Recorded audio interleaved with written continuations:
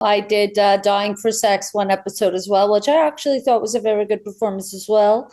Very different character. I was a sexual role, which I know a lot of people who know my stand-up or know my writing maybe don't take me as a sex symbol. I know we have Dave Franco and Zoe Kravitz here, but in a certain niche, in a certain niche for a certain particular group of people, this could work too.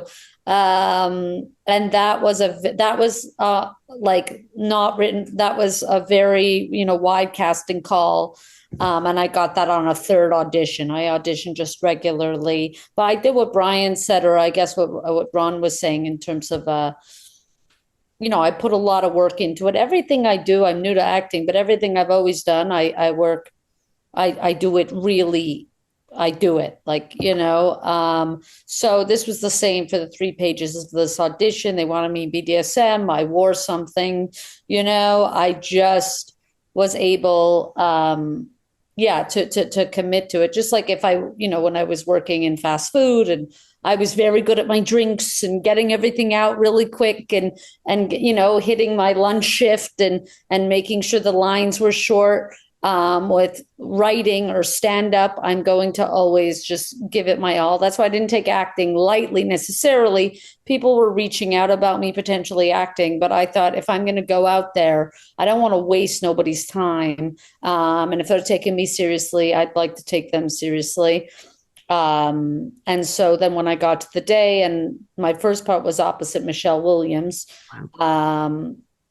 And, I got off the plane. I thought I had halitosis from the coffee or something. So I didn't really chat with her much. I was looking for gum, but I don't want to be a diva my first time on a set, So anyway, I didn't hammer them about gum or anything. And we're doing our first scene. And I wish in between I told her, I loved If These Walls Could Talk Too, obviously Brokeback, but I limited my talking.